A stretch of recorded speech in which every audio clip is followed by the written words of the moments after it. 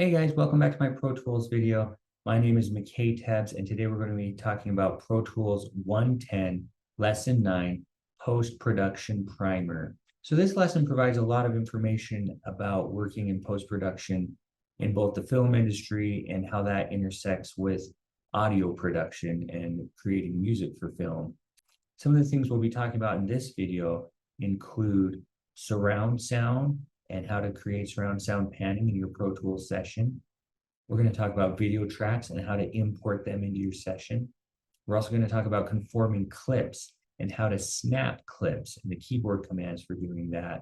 And then we're also going to be talking about clip effects and how to apply clip effects to your tracks and clips in Pro Tools. So let's get started. So here I have my Pro Tools textbook sharing on the screen. And I just wanted to start off by sharing this section on surround sound basics. It gives you a brief history of how surround sound started in the 1940s with Disney's Fantasia and where it's gone from there. I just want to emphasize that in the beginning, the options for surround sound were basically left, center, and right. So three different positions. So if you think about three different speakers, one in the center, and then one on the left of center, one on the right of center, that's kind of how it all started. But more is better, right? So let's start adding more speakers into the mix. And that's what the surround sound formats are. So here's a chart that lists the different surround sound numbers and what they all mean. When you look at these numbers, just think of it as three different categories of speakers that are being used. So if there's three numbers here, then the first number, in this case, the 7, is the first group of speakers.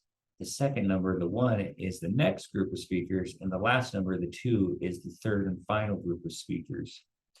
So if we're talking about 5.0, we're talking about 5 different surrounding speakers, the front left, front center, the front right. Those are the 3 standard ones. And then 2 more behind it, the left surround and the right surround. So think of yourself being surrounded by 5 different speakers. And that's what 5.0 is. That O is significant. People started adding a speaker there because it was a great effect, especially in a movie theater. And it has a special name. In this case, when you move to 5.1, you add that extra speaker, which is the LFE speaker. LFE stands for low frequency effect. And rather than thinking of this as a speaker for music to come out of, think of it as a speaker for effects to come out of. It is that low rumbly sound that you hear in a movie theater, or sometimes you feel it because it's kind of like underneath your chair. It kind of makes you feel like your seat is moving a little bit. You might compare it to a subwoofer, but a subwoofer actually plays pitches and frequencies, right? Not so with the LFE speaker. It's low frequency effects, but effects more than musical type of sounds or what are coming out of that. So your 5.1 system, you still have the 5 surround sound speakers, but then you have 1 low frequency effect speaker that's adding another element into the mix. So then you can go to the 7s, 7.0 and 7.1. So with 7s, you have the original 5, front left, front center, front right, left surround, right surround, but now you're also adding a left surround rear and a right surround rear. So 7 different speakers are encircling you. And then with 0.1, that's where you get the low frequency effect. So that's telling you there's a low frequency effect there in 7.1. And then the last variation is to add 2 more speakers that are not the 7 surround sound speakers, that are not the low frequency effect speakers, but they're speakers that are on top of the mix. And they are the left top surround speaker, the right top surround speaker. So what started surround sound as just having a few speakers encircling you this way has now gone to having speakers encircling you in a sphere type of configuration, where you have 2 speakers on top, you have 1 low frequency speaker underneath, and then around you, you have 7 different speakers. Anyway, that's how the number configurations work. But how does it work inside Pro Tools, and how do you apply this to your session? Well, here's my Pro Tools session, and the first thing you got to do if you want to start using surround sound panning in your session is you have to create a bus for it. So I'm going to go up here to setup and go in and out, and I'm going to go to the bus menu, and I'm going to create a new path. And on this new path, instead of selecting mono or stereo, I'm going to come down here and I'm going to choose one of the surround sound options. And let's do 7.1.2. I'm going to push create. And when I did that, a new bus was created down here at the bottom. And this bus is called bus 1 7.1.2. And so there it is. So I have bus, I have created it, a bus for it. Now I can create a track for it. And when I use that track, I'm going to be routing it to this bus. So I'm going to come back over here in my session. I'm going to come here and let's create a new audio track. And let's select 7.1.2 for this audio track and push create. And when I did that, I just created this, this 7.1.2 surround sound audio track. Look at the meters on this.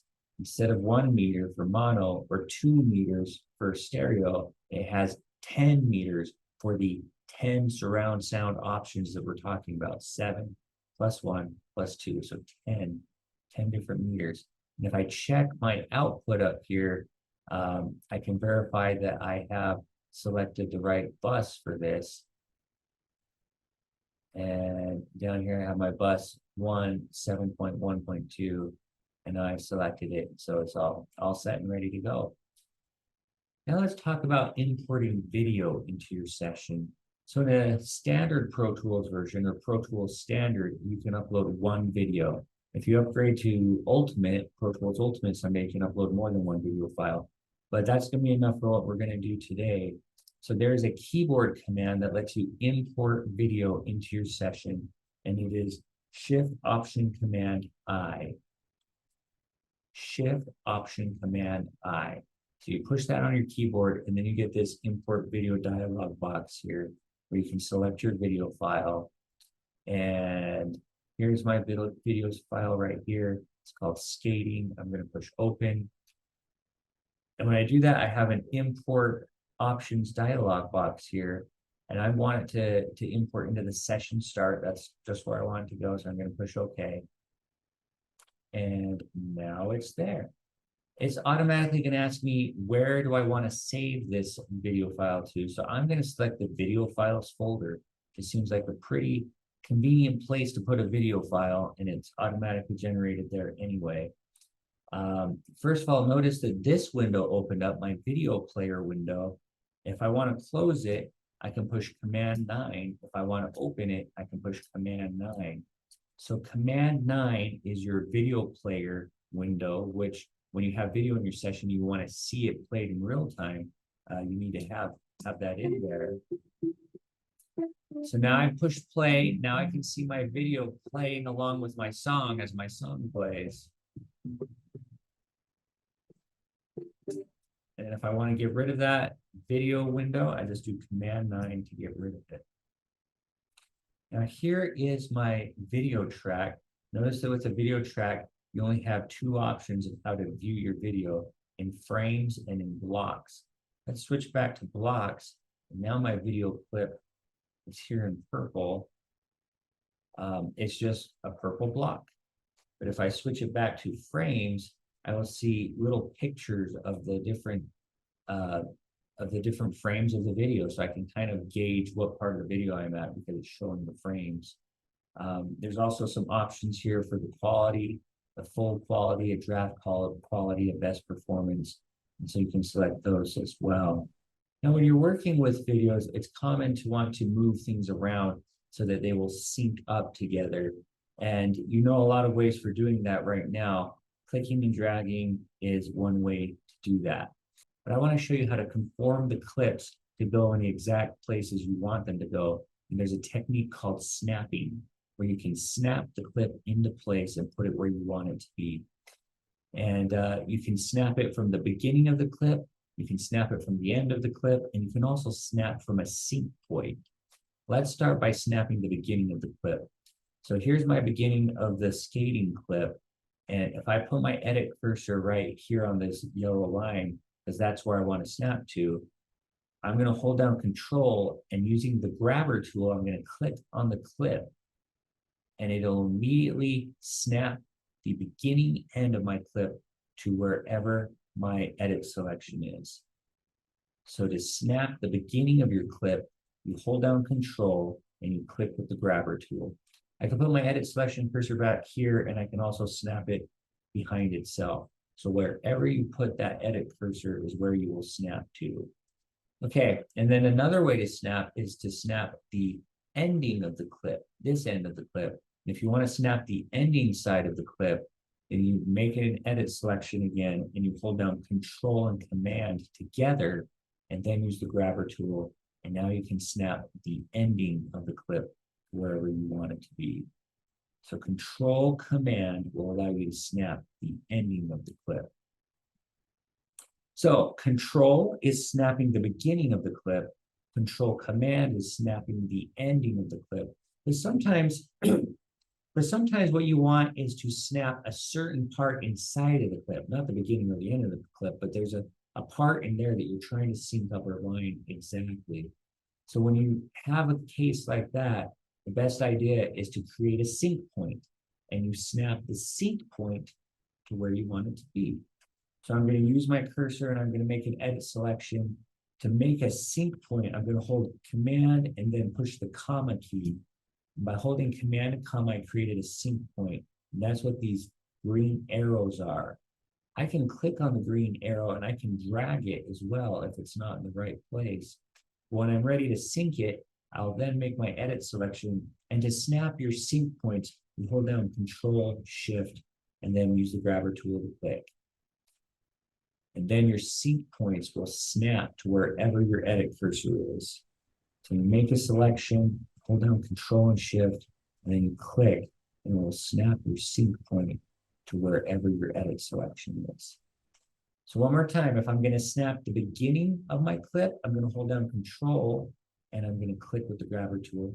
If I'm snapping the ending of the clip, I'm going to hold down Control Command, and then I'm going to use the grabber tool.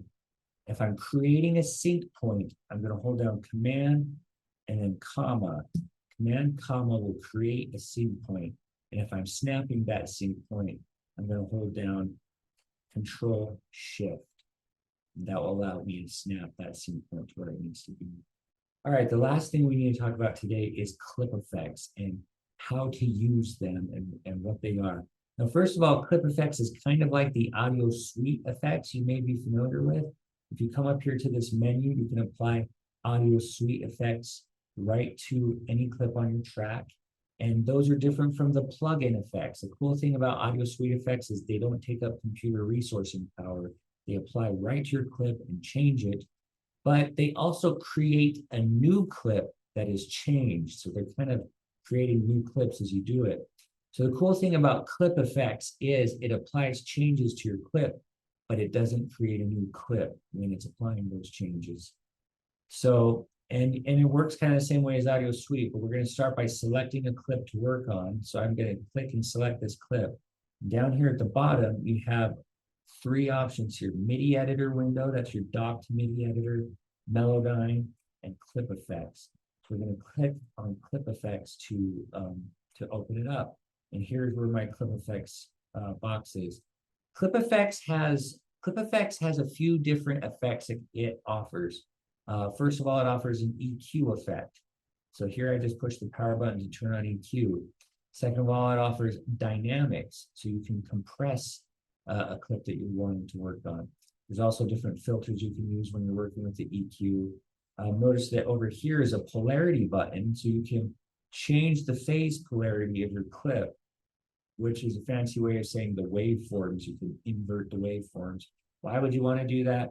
Well, it's something you want to do when you're having phase cancellation issues. It can help you to fix those, and you can access it right here in the clip effects. So, I'm going to push play. I can listen to this clip now, and I can start to change things and see how that changes the clip.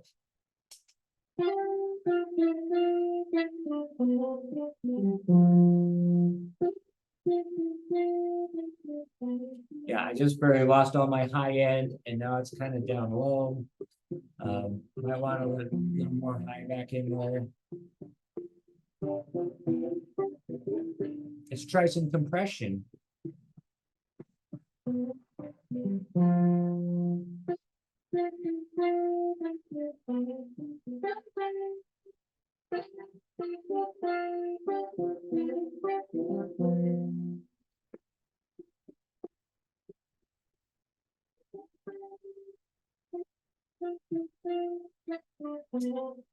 Okay, so I have just used the clip effects.